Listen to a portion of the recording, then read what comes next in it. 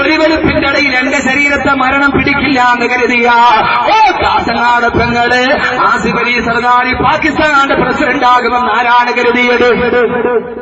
ആസിഫ് അലി സർദാരി പാകിസ്ഥാന്റെ പ്രസിഡന്റ് ആകുമെന്ന് ആരാണ് കരുതിയത്? ആരാ ആസിഫ് അലി സർദാരി? അഴിമതി കേസിന് ജയിലിൽ കിടക്കേണ്ടതല്ലേ? ഭാര്യ ബേനസീർ ഭൂട്ടോ ബോംബാക്രമണത്തിന് ചാവേർ ആക്രമണത്തിന് ചിഹ്നിച്ചതറിയപ്പെടല്ലേ? ആസിഫ് അലി സർദാരി ഭർത്താവ് പ്രസിഡന്റായത് ആരാ?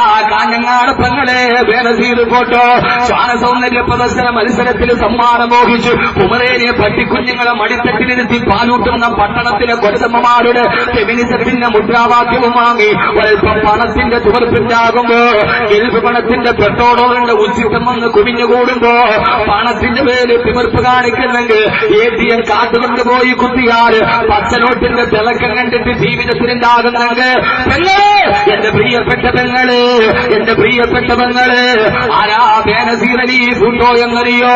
10 ദിവസത്തിനുള്ളിൽ പാകിസ്ഥാന്റെ അധികാരം ഈ പെണ്ണിന്റെ കയ്യിലാണ്. പത്രങ്ങൾ മുഴുവനും തീർപ്പാക്കി എഴുതിയടാ. 10 ദിവസം കഴിഞ്ഞാൽ ഈ പെണ്ണ് പാകിസ്ഥാന്റെ പ്രസിഡന്റാ.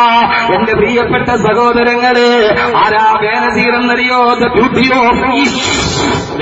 ഓഫ് ഈസ്റ്റ്, കിഴക്കിന്റെ സുന്ദരി, കിഴക്കിന്റെ സുന്ദരി, കിഴക്കിന്റെ സുന്ദരി.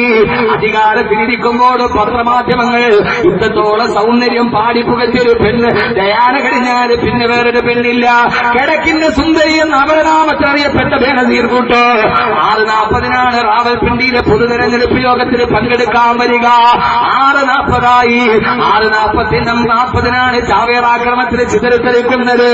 സഹോദരങ്ങളെ, 6:37 ചിതറിത്തെറിക്കുന്നതിന് 3 മിനിറ്റ് മുമ്പ് ബേനസീർ എന്ത് ചെയ്യാമെന്നറിയോ?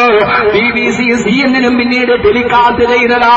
ബുള്ളറ്റ് പ്രൂഫ് കാറിന് റാവൽപിണ്ടിയിലെ പൊതുയോഗത്തിന്റെ സൈഡിൽ വന്നിട്ട് മരണം കടന്നു വരാത്ത, അസ്രായേൽ കടന്നു വരാത്ത, മരണദൂതം കടന്നു വരാത്ത ബുള്ളറ്റ് പ്രൂഫ് കാറിന്റെ ഉള്ളില് പ്രൈവറ്റ് സെക്രട്ടറിയുടെ കയ്യിൽ നിന്ന് ബ്യൂട്ടി കിട്ടെടുത്തിട്ട് ചുണ്ടിൽ ലിപ്സ്റ്റിക് തേക്കുകയാണ് ബേനസീർ അലി ഭൂട്ടോ.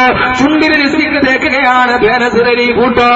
3 മിനിറ്റ് കഴിഞ്ഞാൽ 60 കസരമായി ചെതറിച്ചെറിക്കേണ്ട ചുണ്ടാന്ന് ബേനസീർ ചിന്തിച്ചില്ല. 6:40 മഗ്‌രിബിന്റെ സമയമായി. ആ പെണ്ണത്ത് മഗ്‌രിബ് നിസ്കരിച്ചിട്ടുണ്ടോ എന്നറിയില്ല. ഏഷ്യൻ രാജ്യങ്ങൾ ഇരുട്ട് പരക്കുന്ന സമയമായി. 60ഓളം കസനമായി ബേനസീർ ചിതറിത്തെറിക്കുന്നു. എന്റെ പ്രിയപ്പെട്ട സഹോദരങ്ങളെ, എന്റെ പ്രിയപ്പെട്ട സഹോദരിമാരെ,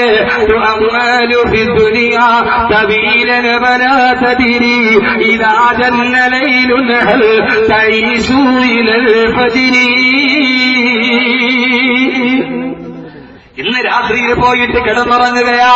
നാളെ രാവിലെ എഴുന്നേൽക്കുമ്പോ 1000 സ്വപ്നങ്ങളും കഴിഞ്ഞെത്തിട്ടാണ് കിടന്നുറങ്ങുന്നത്. പക്ഷേ പൊന്നുമോനെ, നിനക്കറിയുമോ നാളത്തെ പ്രഭാതം കാണുമോ? നാളത്തെ അരുണോദയം കാണുമോ? നാളെ അർക്കോദയം കാണുമോ? നാളെ അർക്കന്റെ അരുണ കിരണങ്ങൾ കാണാൻ നിന്റെ നയനങ്ങളുടെ മിഴികൾ ഉണരുമോ? അതെല്ലാം 6 മണ്ണിലോട്ട് കിടന്നു പോകുമോ? അല്ലാഹുവിന്റെ പ്രവാചകൻ നബി മുഹമ്മദ് മുസ്തഫ നാളത്തെ ദിവസമല്ല, നാളത്തെ ദിവസമല്ലേ എന്നെ വെള്ളത്തുണീര് പൊതിയുന്നത്? നാളെയല്ലേ എന്റെ മൂക്കിൽ പഞ്ഞി വെക്കുന്നത്? നാളെയല്ലേ എന്റെ വീടിന്റെ മുമ്പിൽ നീലട്ടാർപ്പായ വലിച്ചു കെട്ടുന്നത്? നാളെയല്ലേ ആളുകൾ പറയുന്നത്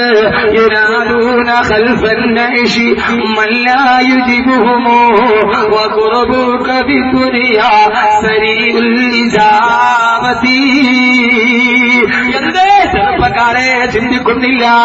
എന്തേ ചെറുപ്പക്കാരെ ചിന്തിക്കുന്നില്ല? എന്തേ യുവാക്കളെ യുവതികളെ ചിന്തിക്കുന്നില്ല? നാളെയല്ലേ, നാളെയല്ലേ നമ്മുടെ മക്കള് നമ്മുടെ മയ്യത്ത് കെട്ടിലിന്റെ പുറകിൽ നിന്നിട്ട് സലാം പറയുന്നത്? ഞാൻ പലപ്പോഴും ചിന്തിച്ചു പോകാറുണ്ട്. ഞാൻ പലപ്പോഴും ചിന്തിച്ചു പോകാറുണ്ട്. സഹോദരങ്ങളെ, നമ്മുടെ മക്കളുടെ കരച്ചില്, നമ്മുടെ മക്കളുടെ കരച്ചില് നമുക്ക് സഹിക്കാൻ കഴിയോ? പൊന്നു പെങ്ങളെ, സഹിക്കാൻ കഴിയോ? കാലന്ന് പോയി കണ്ണിലൊന്ന് തട്ടിയിട്ട് മക്കള് കിടന്ന് 5 മിനിറ്റ് കൂടുതൽ കരഞ്ഞാല് ഓടിച്ചെന്ന് വാരിയെടുത്ത് മടിത്തട്ടിലെടുത്ത് മുത്തം കൊടുക്കുന്നു നമ്മുടെ പൊന്നുമക്കൾ. കുറെ കാര്യങ്ങൾ എനിക്ക് പറയാനുണ്ട്. അനാരോഗ്യം പരിഗണിക്കാതെ ഞാൻ സംസാരിക്കുകയാ. എന്തിനാണെന്നറിയോ? നാളെ പടച്ചറപ്പിന്റെ മുമ്പിൽ ഞാൻ നിങ്ങളെങ്ങാണോ ഇറങ്ങുമ്പോ സഹോദരങ്ങള് അഹമ്മദ് കബീർ തിരുവനന്തപുരത്ത് നിന്ന് ഫ്ലൈറ്റിൽ കയറി കാഞ്ഞങ്ങാട് വന്നത് ഫ്ലൈറ്റ് ടിക്കറ്റ് വലിയ ആർഭാടത്തിനെടുത്തിട്ടല്ല, ഈ വലത് കിടന്ന് കിട്ടുന്ന ലക്ഷങ്ങൾ കണക്ക് പറഞ്ഞ് മേടിക്കാനല്ല. അങ്ങനെ മേടിക്കാനാണെങ്കിൽ അഹമ്മദ് കബീർ എന്ന് കോടീശ്വരനായനെ. സഹോദരങ്ങൾ അഹമ്മദ് കബീർ 15 വർഷം വലത് പറഞ്ഞിട്ട് ഈ 92 കിലോയുള്ള ശരീരം 82 എന്റെ ദുനിയാവിൽ ഞാൻ വാങ്ങിച്ചിട്ടില്ല. പക്ഷെ ആഖിറത്തിൽ എനിക്ക് കിട്ടിയിട്ടുണ്ടെന്ന് ഉറപ്പുണ്ട്. അല്ലാഹു അത് സ്വീകരിച്ചു നൽകട്ടെ. അതുകൊണ്ടാണല്ലോ കോഴിക്കോട് ഉസ്താദിനെ പോർട്ടൽ വന്നിട്ട് ഉസ്താദെ കല്ല് പിടിക്കാത്ത 3 മാസം അത് നിങ്ങളുടെ വയല് കെട്ടിട്ടാണെന്ന് പറഞ്ഞ അത് നാളെ എന്റെ പരലോകത്തിന്റെ സാക്ഷിയാ. എന്റെ സഹോദരങ്ങള്, എന്റെ തൊട്ടടുത്ത വീട്ടിൽ താമസിക്കുന്ന 25 വയസ്സുള്ള അബൂബക്കർ എന്ന ചെറുപ്പക്കാരൻ പനി വന്നതാ. പനി വന്നിട്ട് അവൻ ടിപ്പറോടിച്ചു സിമന്റിന്റെ ചാക്കലാണ് ഇറക്കി. പനി ഉള്ളിൽ കിടന്നറിഞ്ഞില്ല. മെഡിക്കൽ കോളേജിൽ ചെന്ന് ഡെങ്കിപ്പനിയായി തിരുവനന്തപുരം കിംസ് ഹോസ്പിറ്റലിൽ വെന്റിലേറ്ററിൽ കഴിയുകയാ. ഗൾഫിൽ നിന്ന് വന്ന് കല്യാണം ആലോചിച്ച ചെറുപ്പക്കാരനാ. കല്യാണം ആലോചിച്ച് നടന്ന ചെറുപ്പക്കാരനാ.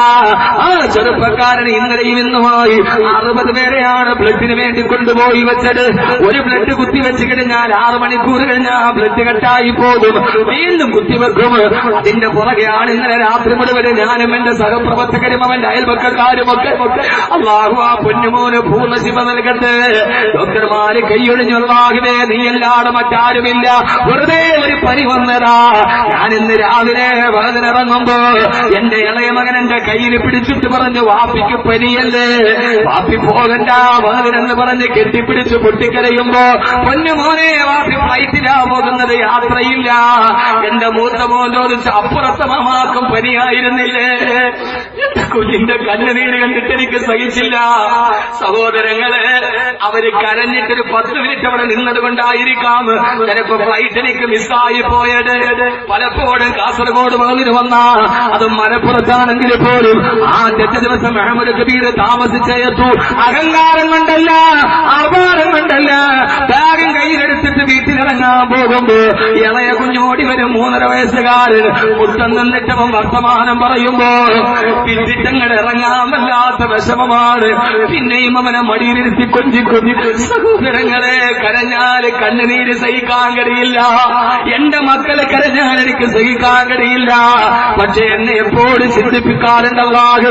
നാളെ അഹമ്മദ് കബീർ മരിച്ചിട്ട് വീടിന്റെ മുമ്പിൽ പോയാ 3 വെള്ളത്തുണിയിൽ പൊതിഞ്ഞിട്ട് പാടം മയ്യത്തിറക്കുമ്പോ എന്റെ പൊന്നുമക്കൾ നിന്നിട്ട് പൊട്ടിക്കരയില്ലേ? വാപ്പി എവിടേക്കാണ്? ഞങ്ങളെ വിട്ടിട്ട് എവിടേക്കാണ്? എന്നെ കൂടെ കൊണ്ടാത്തതെന്താ? തിരുവനന്തപുരം എയർപോർട്ടിൽ നിന്നെ ഇളയ വയസ്സ് വല്ലാത്ത കരച്ചിൽ. ഞാനും വാപ്പിയുടെ കൂടെ കൊണ്ടുപോകണം, അവനെ ഫ്ലൈറ്റിൽ കയറണം. ഒരു രീതിയിലാണ് പറഞ്ഞു വിട്ടത്. ആ പൊന്നുമോനെ കരച്ചിൽ മാറ്റാൻ എത്ര ചോക്ലേറ്റ് വാങ്ങിച്ച് കയ്യിൽ കൊടുത്തിട്ടാണ് ഞാൻ വന്നത്. ആ പൊന്നുമോനെന്റെ പുറകിൽ നിന്ന് കരയില്ലേ? വാപ്പി പോവുകയാണോ? ഞങ്ങളെ കൊണ്ടുപോകാത്തതെന്താ? ആ സമയത്ത് സഹോദരങ്ങളെ, എന്റെ മക്കള് കരയുന്നത് മയ്യത്ത് കട്ടിലിൽ കിടക്കുന്ന മനുഷ്യന്, അവന്റെ മക്കള് കരയുന്നത് അവൻ മയ്യത്ത് കട്ടിലിൽ കിടന്ന് കേൾക്കും. അവന്റെ ഉമ്മ കരയുന്നത് കേൾക്കും, അവന്റെ ഉപ്പ കരയുന്നത് കേൾക്കും. എനിക്ക് മറുപടി പറയുന്നുണ്ട്, പക്ഷേ എന്റെ തൊണ്ട അടഞ്ഞു പോയല്ലോ. ينادون خلف النعش من لا يجيبهم وقد كنت في الدنيا سريع الإجابة. നേരത്തെ ദുനിയാവിലിരിക്കുമ്പോ എന്റെ മക്കൾ എന്നെ വിളിച്ച എത്രയും പെട്ടെന്ന് ഞാൻ വെളിവുത്തി കേൾക്കുന്നവനാ. ഇന്ന് വലുത് കഴിഞ്ഞിട്ട് ഇറങ്ങിയാലുടനെ നിങ്ങളെല്ലാവരും ചെയ്യുന്നതെന്താ? മൊബൈൽ നോക്കും, മിസ് കോൾ ഉണ്ടോ, വീട്ടിൽ നിന്ന് ഭാര്യ വിളിച്ചിട്ടുണ്ടോ, മക്കൾ വിളിച്ചിട്ടുണ്ടോ, ഉടനെ തിരിഞ്ഞു നോക്കും. കാരണമെന്താ?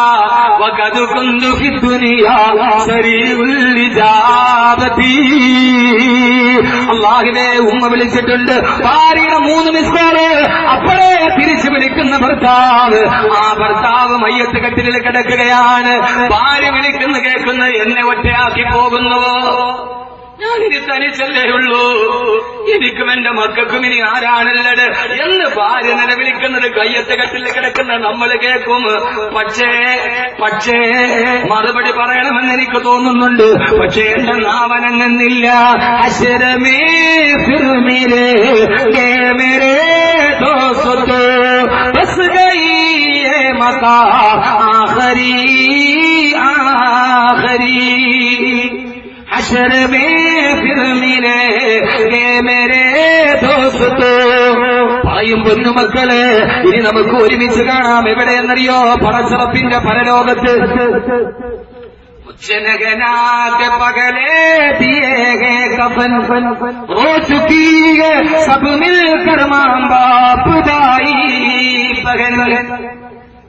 मुझे पगले दिए गए कफन. സാധാരണ കുളിച്ചിട്ടാണ് വസ്ത്രം മാറുന്നത്. ഇന്ന് കുളിക്കുന്നതിന് മുമ്പേ അവരുടെ വസ്ത്രം അങ്ങോട്ട് മാറ്റിക്കളഞ്ഞു. എന്ത് ചെറുപ്പക്കാരാ ചിന്തിക്കാത്തതെന്താ? സാധാരണ മുച്ചനകനാക്ക പകലേ കവൻ. സാധാരണ കുളിച്ചിട്ടാണ് ഞാൻ വസ്ത്രം മാറുന്നത്. ഇന്ന് കുളിപ്പിക്കുന്നതിന് മുമ്പേ അവരെന്റെ വസ്ത്രം മാറ്റി വെള്ളത്തുണിയിൽ പൊതിഞ്ഞു. നാളെ കബറുകാട്ടിലേക്ക് പോകും. കബറിലേക്ക് ഇറക്കി വെക്കും. കബല് വലത്തെ കബല് മണ്ണിലേക്ക് ചേർത്ത് വെച്ചിട്ട് വലത്തെ കബറിലെ കബൻ തുണി അങ്ങോട്ട് പിടിച്ചു മാറ്റും. എന്നിട്ട് ഈ കബള് നേരെ കിബിലക്ക് നേരെ വെക്കും. ഇന്നേ വരെ ഈ കിബിലക്ക് നേരെ ഈ മുഖം വെച്ചിട്ടുണ്ടാവില്ല. പൊന്നു സഹോദരങ്ങളെ, 35 വർഷം സൗദി അറേബ്യ അടക്കി ഭരിച്ച ലോകത്തിലെ 5ാമത്തെ സമ്പന്നനായ സാക്ഷാൽ ഫഹദ് ബിൻ അബ്ദുൽ അസീസിന്റെ മയ്യത്തടക്കിയതും ഇങ്ങനെ തന്നെയാ. അള്ളാഹു നമുക്ക് നല്ല ബോധം നൽകട്ടെ.